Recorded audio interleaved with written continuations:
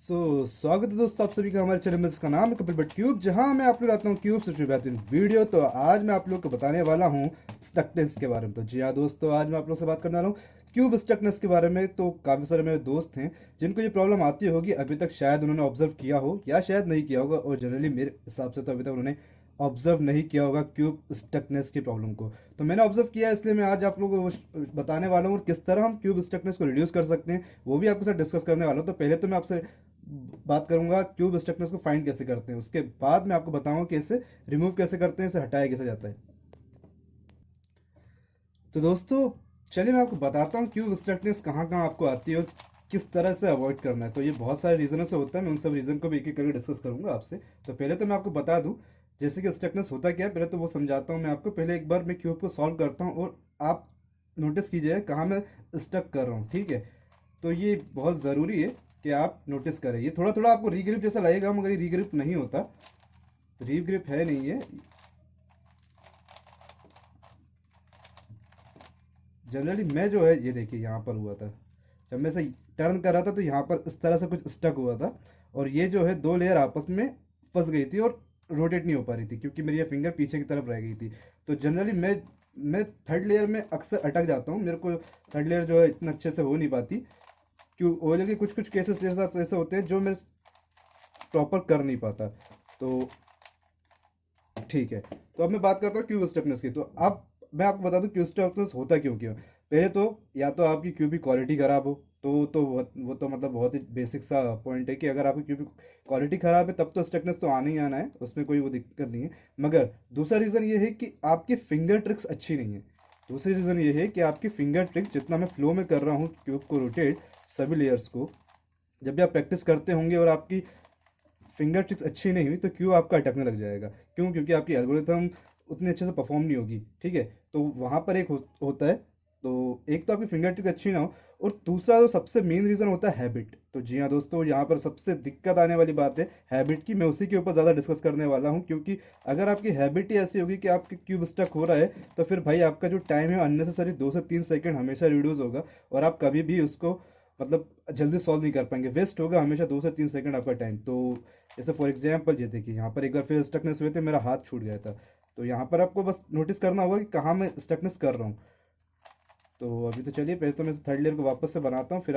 तो दोस्तों ओएल के कुछ ऐसे केस होते हैं या एफ के ऐसे केसेस होते हैं, आपको खुद ही ये फाइंड करना होगा प्रैक्टिस के दौरान कि आप कहाँ कहाँ अटक रहे हैं, ठीक है।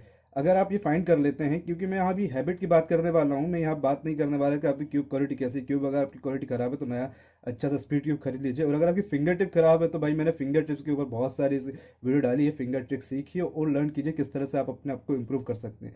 और बात कर रहा हूँ मैं हैबिट की, तो जैसे आप कभी कभी होता हो समटाइम आपके साथ कि F12 इंसर्ट करने होते हो तो आप स्टक कर जाते होंगे। तो इस तरह जितने भी आपको नोटिस करना होगा क्यूब प्रैक्टिस के दौरान कि आप कहाँ स्टक कर रहे हैं, देन उन्हें रिमूव करना होगा कि कहाँ कहाँ से मैं उनको ठीक कर सकता हूँ। देन आपको ओएलएल में सेम यही प्रोसेस करना होगा। तो ओएलएल में से बहुत सारे केस आ जाते हैं जो होते नहीं, जनरली ये तो सी केस है। तो जब भी आपको ऐसा लगे कि दो दो लेयर आपस में स्टक हो रही हैं कुछ इस तरह से, तब आपको ये नोटिस करना है कि हाँ यहाँ पर मैं गलती करता हूँ, और आप नोटिस करेंगे कि आपका पैटर्न बन चुका है कि कुछ F12 केसेस, जैसे आपने फर्स्ट F12 पे पीस इंसर्ट कर लिया, दूसरा कर लिया है तो तीसरे में स्टक कर जाएंगे, लास्ट कर लिया उसके बाद ओएलएल में स्टक कर जाएंगे, पीएलएल में स्टक कर जाएंगे। इस तरह के आपको पैटर्न को फाइंड आउट करना पड़ेगा, क्योंकि इस तरह के पैटर्न बहुत सारे होते हैं। तो ये स्टकनेस को रिमूव करने का सबसे अच्छा और इजी वे है न्यू एल्गोरिथम को लर्न करना। आप जनरली उन्हीं एल्गोरिथम पर अटकते हो जो एल्गोरिथम आपके फिंगर टिक से सुटेबल नहीं है। तो फॉर एग्जांपल अगर आपकी कोई, जैसे वाईपम में बहुत से लोग अटक जाते हैं, मगर वाईपम में इतना स्टकनेस होती नहीं है, तो मेरे हिसाब से तो इसको सेल्फ इम्प्रूव करना चाहिए, ज़्यादा बेटर है। मगर अगर आपका वाईपम अच्छा नहीं है तो उसके बिहाफ में जो भी आपको एल्गोरिथम आती हो, या फिर आप टू लुक पीएलएल को यूज़ कर सकते हैं। वैसे तो मैं कभी भी रिकमेंड नहीं करता टू लुक पीएलएल को, मगर मैं यहाँ स्टकनेस को अवॉइड करने के लिए बता रहा हूँ, ठीक है। ओएलएल में खास करके जनरली प्रॉब्लम ज़्यादा आती है, पीएलएल में इतनी नहीं आएगी क्योंकि वो तो नॉर्मल सा होता है। मगर जब ओएलएल की बात आती है तो यहाँ बहुत सी आती है, जैसे कि अभी तो मैंने एक पीएलएल परफॉर्म किया है, यहाँ पर आप देख रहे होंगे मैं कहीं भी स्टक नहीं कर रहा हूँ, क्योंकि ये मेरी फिंगर्स के अकॉर्डिंग सही चल रही है। जितने भी मैं एल्गोरिथम लगाया है वो मेरी फिंगर्स के अकॉर्डिंग सही है। मगर कुछ ऐसी एल्गोरिथम होती है जो मेरे फिंगर के अकॉर्डिंग नहीं होती, जिनमें मेरे को डबल लेयर्स को यूज़ करना होता है। तो फॉर एग्जाम्पल एक दो केस लेता हूँ और आपको बताता हूँ। तो दोस्तों एक ये केस है ओएल का, जहाँ पर मेरी फिंगर स्टक होगी क्योंकि जब मैं मिडिल लेयर को रोटेट करना होगा और ये जनरली इजीली रोटेट, ये देखिए यहाँ पर दो लेयर आपस में स्टक हो गई हैं, ये देखिए एकदम से उससे एकदम मैच नहीं हो पा रही है। तो यहाँ पर इस तरह के जितने भी मतलब मेरे केस में यहाँ पर एक ओलियल मिला है, आपके केस में वैसे बहुत सारे केसेस होंगे। जैसे यहाँ पर एक, ये देखिए जब मैं यूं करूँगा और ये देखिए यहाँ पर ये स्टक हो रही होती है। अभी तो खैर रोटेट हो जाएगा ये, मगर ये इस तरह का जो गैप आ रहा होता है ना, तो समझ लो यहाँ पर स्टकनेस आ रही है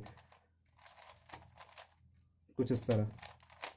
तो और आपको करना क्या है, आपको न्यू एल्गोरिथम लर्न करना है और स्टकनेस को अवॉइड करना है कम्प्लीटली। यही एक तरीका, प्रैक्टिस प्रैक्टिस तो करनी पड़ेगी आपको। नई एल्गोरिथम अगर सीखेंगे तब भी आपको प्रैक्टिस तो करनी है, तभी वो सॉल्व होगा।